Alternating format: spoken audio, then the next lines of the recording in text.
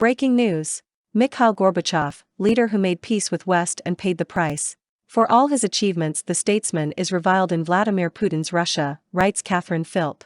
Few statesmen of the 20th century have had such an impact at both home and abroad, nor has their legacy been so bitterly divided between the two arenas. In death, Mikhail Gorbachev, the last Soviet leader, is hailed in the West as the man who precipitated the collapse of Soviet communism and ended the Cold War.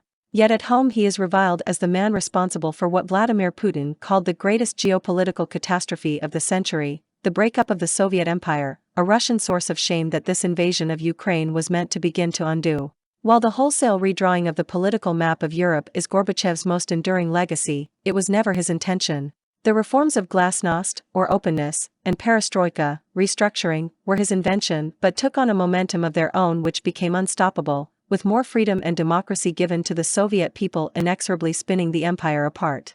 Glasnost broke open the closed communist economic system. Most consequently, Gorbachev never tried to stop the forces that he had unleashed, despite ferocious opposition from the communist old guard, which tried to remove him in a coup.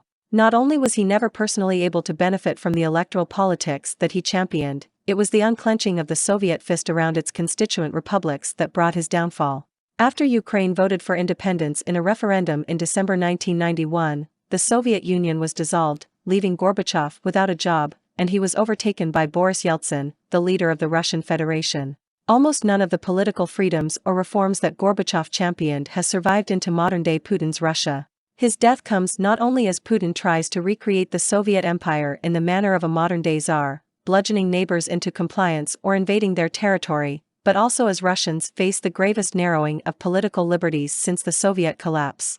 Gorbachev's legacy could scarcely be more different in the West, where he generated Gorbamania as the first Soviet leader to openly engage his Cold War enemies. Margaret Thatcher's famous proclamation that "I like Mr. Gorbachev. We can do business together," was followed by warm meetings with President Reagan, at which the American found an eager reception for his newfound zeal to rid the world of nuclear weapons. The bibulous Yeltsin resented his predecessor's global profile and lacked the political skills needed to make a success of his role or his country.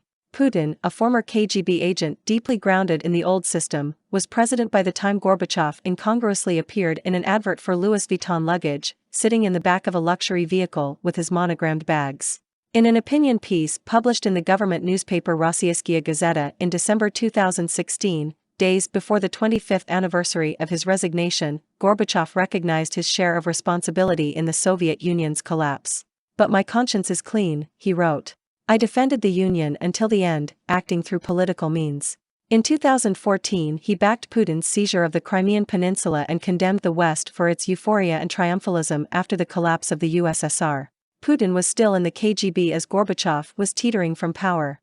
He and his KGB cronies, who today form the inner circle that is ruling Russia, watched keenly as Gorbachev's push to fill in the blank spots of Soviet history with open discussion of the country's failure, freed others to criticize and ultimately move against him. For Putin, it was an education in power that he has not forgotten to this day. Not only does he not intend to repeat it, he is seeking to reverse it, erasing Gorbachev from the Russian history books as completely as he can, as the chasm between Eastern and Western perceptions of the world yawns open again. History Man. April 1986 explosion at Chernobyl nuclear reactor.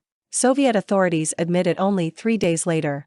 October 1986 Reykjavik summit with Reagan, which led to the first nuclear treaty the next year, pledging to dismantle all Soviet and U.S. intermediate-range missiles. February 1989 9-year Soviet military involvement in Afghanistan ends.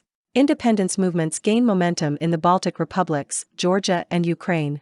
March 1989 Soviet Union holds first multi-candidate elections to choose a Congress of People's Deputies. November 1989 revolutions sweep away communist governments in East Germany and Eastern Europe. December 1989 Gorbachev and President Bush, at a summit in Malta, hail the end of the Cold War. October 1990 East and West Germany unite after negotiations in which Gorbachev plays a key role. The Soviet Parliament approves plan for a market economy. Gorbachev wins Nobel Peace Prize. April 1991 Warsaw Pact disbanded. June 1991 Boris Yeltsin elected President of Russia. August 19 to 21, 1991 failed two-day communist coup. August 24 Gorbachev resigns as leader of the Communist Party. September 6 Soviet legislature recognizes the independence of Lithuania, Latvia and Estonia. December 8 Russia, Ukraine and Belarus proclaim Commonwealth with no role for a central authority or Gorbachev. December 25, 1991 Gorbachev resigns as President of the Soviet Union, which is dissolved next day.